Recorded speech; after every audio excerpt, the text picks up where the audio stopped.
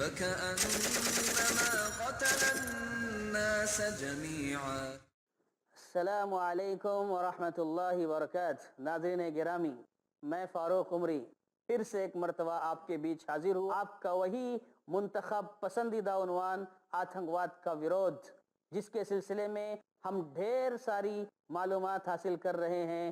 ہمارے محترم معزز مہمان فضیلت الشیخ عبدالحسیب مدنی حفظہ اللہ سے اس پروگرام میں سب سے پہلے شیخ محترم کا استقبال کرتا ہوں۔ السلام علیکم ورحمۃ اللہ وبرکاتہ۔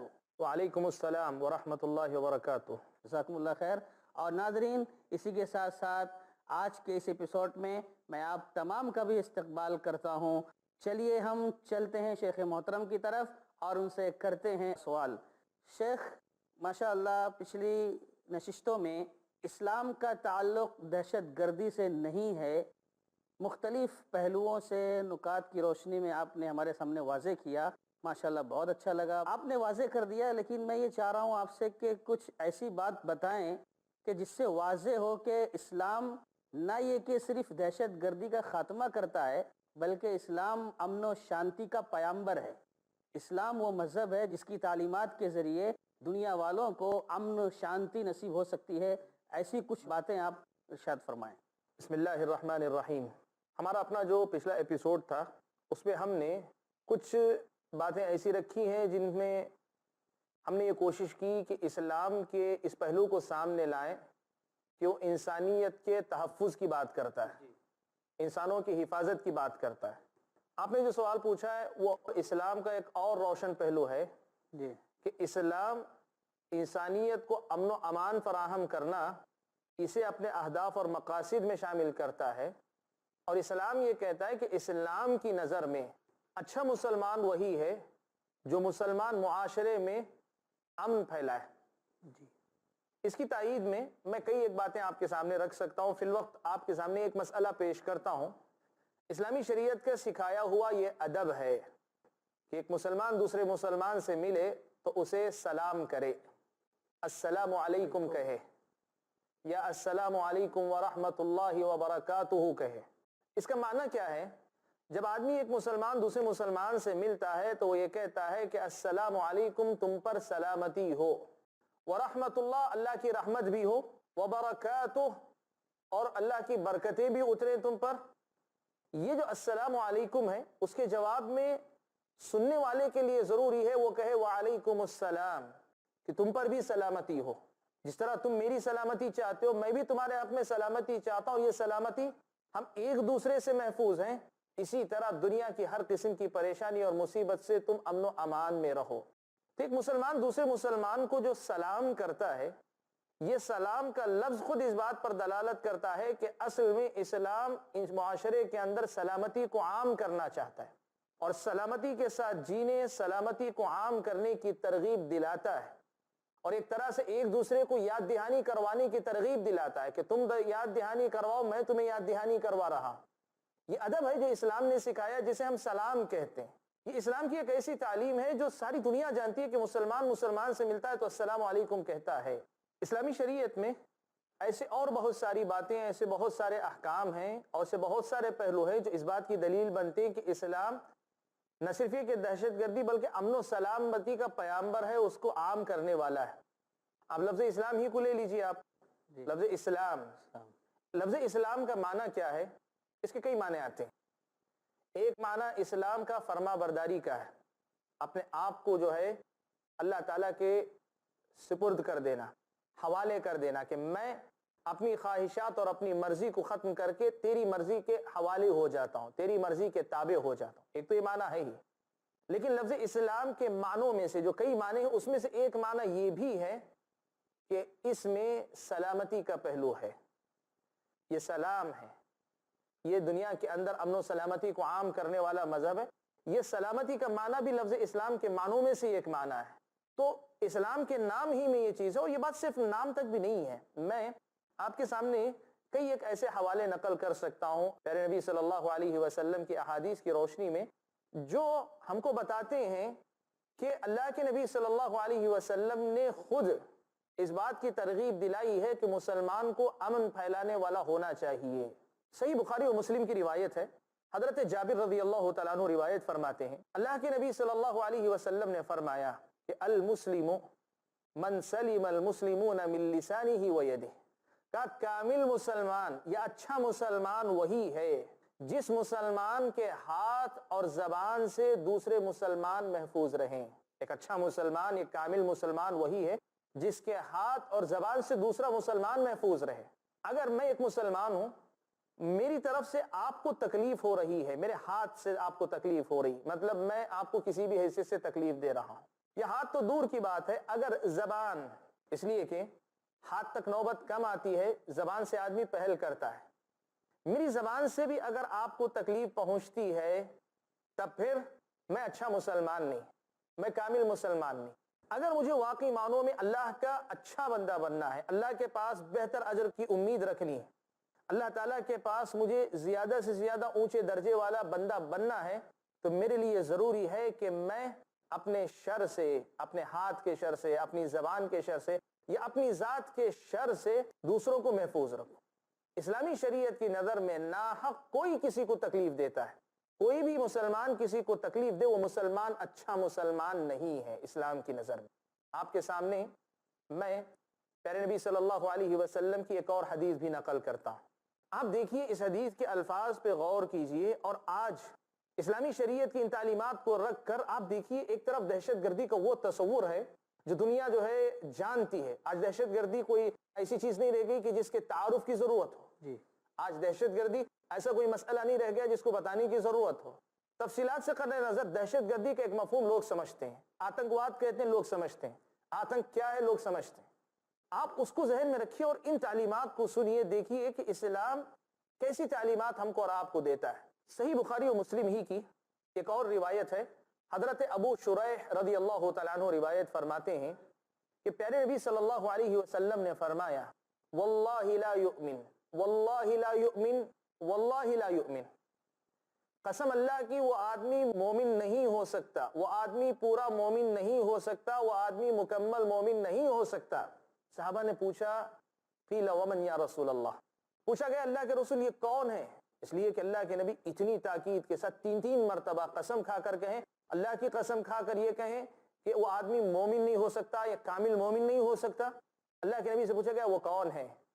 اللہ کے نبی نے فرمایا من لا یأمن جارہ بوائقہ، کہ جس کا پڑوسی اس کے شر سے محفوظ نہ رہے، اس کی تکلیفوں سے محفوظ نہ رہے، وہ آدمی پورا مومن نہیں ہو سکتا، پورا مسلمان نہیں ہو سکتا۔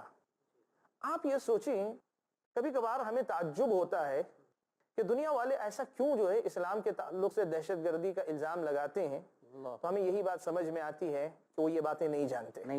بالکل صحیح فرمایا کہ دنیا والے ان تعلیمات کو نہیں جانتے، یا تو یوں سمجھیے کہ شاید ہم مسلمان اپنے کردار سے، اپنے معمولات سے، اپنے سلوک سے یہ بتانے میں ناکام ہیں، یا کم از کم زبانی ہی صحیح اسلام کی ان حقیقتوں کو، اسلامی تعلیمات کی ان خوبیوں کو دنیا والوں کے سامنے پیش کرنے میں شاید ہم ناکام ہیں، اس وجہ سے شاید یہ دہشت گردی کا الزام لگاتے ہو۔ یہ بھی کبھی خیال آتا ہے، لیکن یہ بھی ایک سچائی ہے کہ حقیقت یہ ہے کہ بسا اوقات ان تعلیمات کو جاننے کے بعد بھی لوگ جو ہے کسی اور مقصد کے تحت اسلام پر الزام دھرتے ہیں۔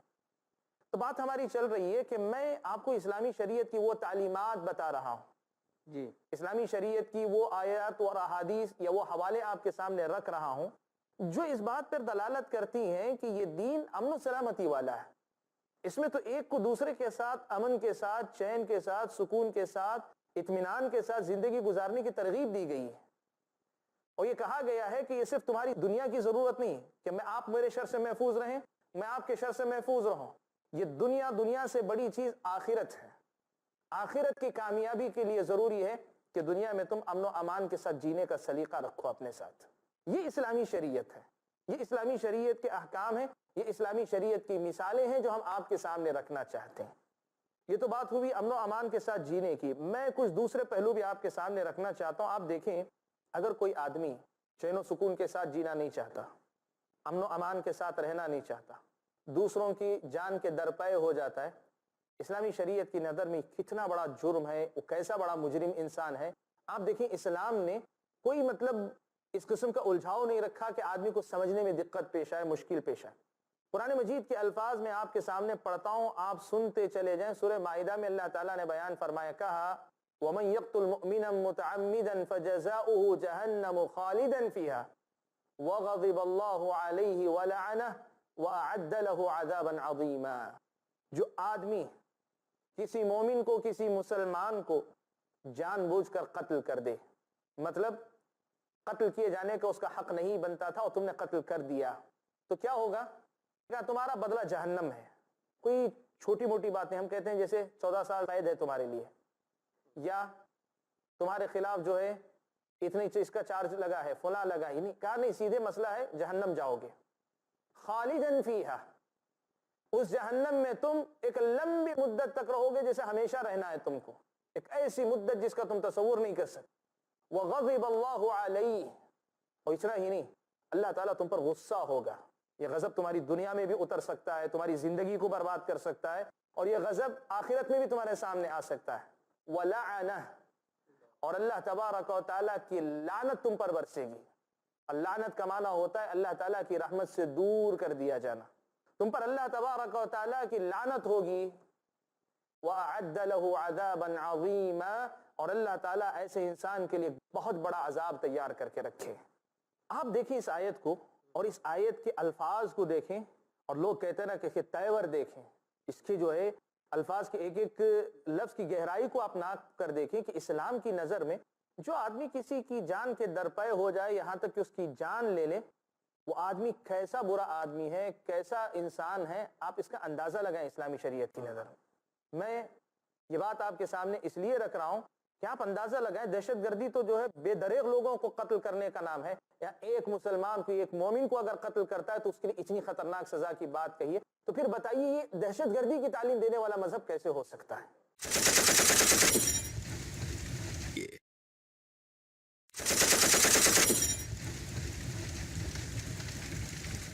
میں یہ بات آپ کے سامنے اس لیے رکھ رہا ہوں کہ آپ اندازہ لگائیں، دہشت گردی تو جو ہے بے دریغ لوگوں کو قتل کرنے کا نام ہے، یا ایک مسلمان کو، ایک مومن کو اگر قتل کرتا ہے تو اس کے لیے اتنی خطرناک سزا کی بات کہی ہے، تو پھر بتائیے یہ دہشت گردی کی تعلیم دینے والا مذہب کیسے ہو سکتا ہے؟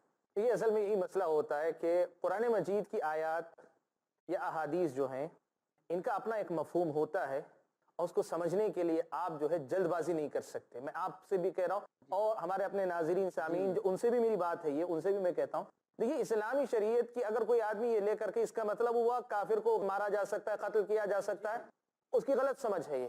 کیوں؟ میں آپ کے سامنے حدیث سناتا ہوں جو بتاتی ہے کہ کافر کا قتل یعنی غیر مسلم کا قتل بھی ناحق، اور ناحق کا مطلب جس سے جنگ نہیں ہو رہی ہے۔